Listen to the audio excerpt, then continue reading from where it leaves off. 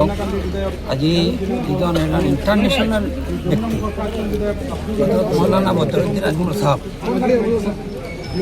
আমার আবেগ মৌলানা বদরুদ্দিন আজমল সাহেব আজি সমাজের কারণে সবচেয়ে ত্যাগ দি আছে এনে এজন ব্যক্তির বিৰুদ্ধে আজি এটা নিকৃষ্ট মানসিক মানুহে যি ধৰণে তেওঁক অপমান কৰিছে আমি ইয়াৰ তীব্ৰ প্ৰতিবাদ জনাইছোঁ আৰু অতি সোনকালে তেওঁক কৰায়ত্ব কৰিব লাগিব ইয়াই আমাৰ দাবী।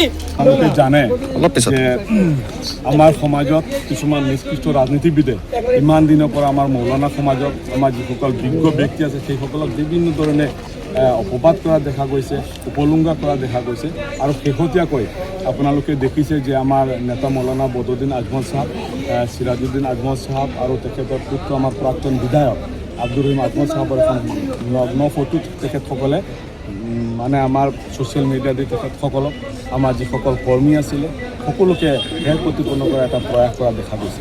গতিকে আমি সমূহ ৰাইজক আপোনালোকৰ জৰিয়তে আহ্বান কৰিছোঁ, প্ৰশাসনক আহ্বান কৰিছোঁ যে সেই নিষ্কৃষ্ট ৰাজনীতিবিদ, সেই নিষ্কৃষ্ট ৰাজনীতি কৰা ব্যক্তিসকল আমি সকলোৱে নাম লোৱাকৈ গম পাইছোঁ, সেইসকলক এৰেষ্ট কৰিব লাগে আৰু সেইসকলক ৰাইজৰ সন্মুখত আনি এনেকুৱা শিক্ষা দিব লাগে যাতে যে ভৱিষ্যতে কোনেও এনেধৰণৰ কাম কৰিবলৈ সাহস নকৰে।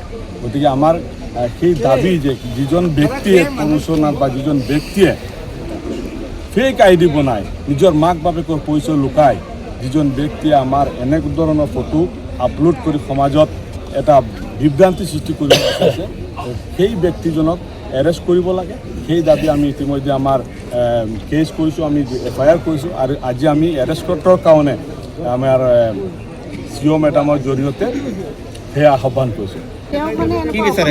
আমি বহুত দুখ পাইছোঁ মনত, সেইটো কাৰণে আমাক ন্যায় লাগে আৰু তেওঁ মানে দুখী যোনজন সেইজনক কৰায়ত্ব কৰিব লাগে। কি ক'ব আগলৈ যাতে নহয় আৰু আমি যাতে আগলৈ আমাৰ হওক বা আমাৰ দলৰ হওক বা যিকোনো দলৰে হওক, যিকোনো মহিলাৰে হওক, পুৰুষৰে হওক, যাতে আগলৈ আমাৰ এই বিকৃত ফটোসমূহ ছ'চিয়েল মিডিয়াত এৰি নিদিয়ে সেইখিনি আমি আজি আপোনালোকৰ আগত ক'বলৈ লৈছোঁ।